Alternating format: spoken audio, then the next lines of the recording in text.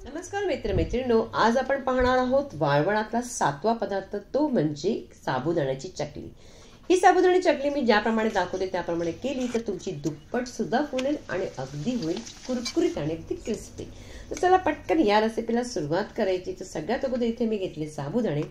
ह्या साबुदाणे आपण चांगले असे भिजवून घ्यायचे, छान असे 2-3 पाण्याने धुवायचे भिजून अगदी, आणि त्याला ज्याप्रमाणे आपण खिचडी बनवतो ना त्याचप्रमाणे त्याला भिजवायचे। आणि एखादा आपण बोट घालून बघायचं, आपले बोटाचं अगोद जे आपण थोडंसं किंचित बोट आपलं भिजलं केलं म्हणजे साबुदाणे छान भिजले। आता 4-5 तास ठेवून द्यायचे। 4-5 तास झाले आणि बघा आपले साबुदाणे छान असे भिजले गेलेत। आता काय करायचे, एखादं पातेलं घ्यायचं आणि त्याच्यामध्ये आपण साबुदाणे घालायचे आणि गॅसवरती मी पाणी गरम करायला ठेवलंच आहे अगदी, कारण का आपल्याला पाणी अगदी कडकडीत गरम पाहिजे। या ठिकाणी अगदी साधं कोमट वगैरे पाणी चालणार नाही आणि याप्रमाणे कडकडीत पाणी घातल्यामुळे काय होतं की हे जे साबुदाणे आपले अगदी व्यवस्थित छान दुप्पट फुलतात सुद्धा आणि लागतात सुद्धा अगदी क्रिस्पी आणि अगदी कुरकुरीत। आता हे पाणी घालायचे, पाणी कितपत घालायचे की साबुदाणे आपले छान असे भिजले गेले पाहिजे। जोपर्यंत साबुदाण्याचा वरचा थर अगदी आला की म्हणजे पाणी जरासं दिसलं पाहिजे, म्हणजे आपले साबुदाणे छान असे भिजले जातात। आता ह्याला 10-12 तास किंवा तुम्ही रात्रभर सोडून द्यायचे। रात्रभर जरी सोडलं तरी हरकत नाही। तर आता मी इथे रात्रभर त्याला ठेवणार आहे। आता सकाळच्या वेळी आपण भेटणार आहोत। वेळ झाली पहा, आपले साबुदाणे छान असे मस्त असे फुलले गेलेत आणि आता काय करायचं, चमच्याच्या साह्याने किंवा हाताने याला साबुदाण्याला अगदी पूर्णपणे अगदी व्यवस्थित मोकळे करून घ्यायचे। एकाच साबुदाण्यात अगदी मोकळे केले की साबुदाण्याचे आपण जे मिश्रण करणार असतो त्याच्यामध्ये आपल्याला करायला अगदी सोपं जातं। आता हे सगळे मी साबुदाणे अगोदर सगळे मी वेगळे करून घेणार आहे, सगळे अगदी मोकळे। ते घेतलेत बटाटे अगदी चांगले शिजवून घ्यायचे आणि शिजवल्यानंतर ह्याला अशा प्रकारे मी तोडून घेतले होते, पण तोडूनही जमत नाही म्हणून तोडून घेऊ नका, फक्त ह्याला आपण किसणीच्या साह्याने किसून घ्यायचं। काका किसणीच्या साह्याने याप्रमाणे का किसून घ्यायचे, कारण का जर तुम्ही हाताने तोडले तर मात्र त्याच्यामध्ये एखादा बटाटा राहतो, मग जेव्हा आपण चकली गाळायला जातो तेव्हा त्याच्यामध्ये एखादा बटाटा येतो आणि आपली चकली बरोबर होत नाही। म्हणून सगळे बटाटे आपण अशाच प्रकारे करून घ्यायचे। ही चकलीला अगदी मस्त लागते, क्रिस्पी सुद्धा लागते आणि खायला अगदी चवीची असते आणि अगदी साधं सोपी रेसिपी आहे। काही जास्त आपल्याला त्याच्यामध्ये जिन्नस लागत सुद्धा नाही। बटाटे आणि साबुदाणे घातले तरी आपली मस्त अशी चकली बनते। बघा बोलता बोलता आपले जे बटाटे चांगले मी किसून घेतलेत त्याच मिश्रणामध्ये आपण टाकायचे साबुदाणे सगळे। आता हे सगळे घालायचे आणि ह्याच्यामध्ये आपण मसाला कोणता टाकायचा, फक्त या ठिकाणी मी सगळ्यात अगोदर आपण टाकायचं याच्यामध्ये सगळं अगोदर काढून घ्यायचे, जो चमच्याला वगैरे लागले मी सगळं साबुदाणे काढून घेणार आहे आणि नंतर ह्याच्यामध्ये पापड खारची वगैरे काही गरज लागत नाही। फक्त तुम्हाला इथे मीठ आणि फक्त लाल तिखट, मी इथे मीठ घातले आणि लाल तिखट घातले। लाल तिखट ऐवजी तुम्ही हिरवी मिरची सुद्धा घालू शकता, पण मात्र हिरवी मिरची घालताना तुम्ही मिक्सरमधून अगदी बारीक करून घ्या, नाहीतर ते मिरचीचे तुकडे सुद्धा राहू शकतात, मग चकली पाडताना पुन्हा त्रास होईल आपल्याला। आता या ठिकाणी आपण सगळं काही मिश्रण अगदी व्यवस्थित मिक्स करून घ्यायचंय।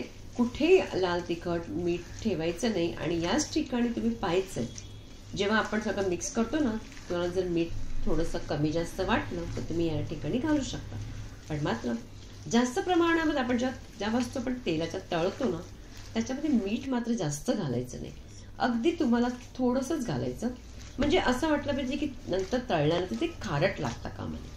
आता हे मिश्रण सगळं काही आपण करून घेतलंय। चकलीचा साचा घ्यायचा आहे, ह्याच्यामध्ये तेल वगैरे काही लावायची गरज नसते, फक्त असाच ठेवायचा आणि हे मिश्रण आपण पुरेपूर भरून द्यायचं। चकली पाडताना तुम्हाला इथे अशा प्रकारे जेव्हा मिश्रण करताना तेव्हा कुठलीही मग चूक होत नाही, म्हणून अगदी व्यवस्थित ज्याप्रमाणे दाखवतो त्याचप्रमाणे करा। चकलीचं झाकण मला थोडंसं मिश्रण कमी वाटलं म्हणून थोडा पुन्हा आणखीन घालते आणि नंतर याला बंद करून प्लास्टिकच्या कागदावरती चांगले अगदी आपण चकल्या पाडून द्यायच्या। आता या ठिकाणी तुम्हाला दाखवण्यासाठी मी ते थोड्याशा पाडून दाखवणार आहे आणि बाकीच्या मी घरामध्येच अगोदर वाळून नंतर पण बाहेर काढणार। तर पहा आता हे सगळं आपण बंद करून घ्यायचं चकलीचा साचा आणि पटकन चकली पाडायला सुरुवात करायची। त्याच प्रकारे चकली पाडायला कोणाला दाखवायची पण गरज नसते, पण तुम्हाला 2-4 करून दाखवते, कारण आपण प्रत्येक वेळा दिवाळीच्या वेळी सुद्धा आपण चकला पाडतच असतो, फक्त अशाच प्रकारे पाडायचे। आणि जरी मध्ये मध्ये एखादं मिश्रण एखादं तुटलं तर काही हरकत नाही, आपण ते पुन्हा करू शकतो. आणि इथे काही गोलाकारच हवा असतो असंही काही नसतं. खायला चांगली लागली पाहिजे, फक्त त्याचा जितका आकार येतो तसा तुम्ही करू शकता. त्याच्याने चवीला काहीच फरक पडणार नाही. अशा प्रकारे आपण चकली सगळ्या गाळून घ्यायच्या.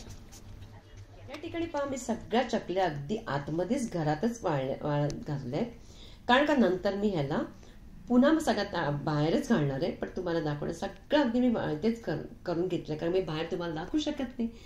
आता आपण ह्याला 2-3 दिवस चांगला कडकडीत उन्हात चांगला अगदी सुकून घ्यायचं. पहा, माझ्या चकल्या अगदी मस्त कडकडीत चांगल्या उन्हात सुकल्या गेल्या. आणि तेल मी गरम करायला ठेवलंच आहे, तुम्हाला तळून सुद्धा दाखवते. तेल मात्र अगदी कडकडीत गरम करायचं.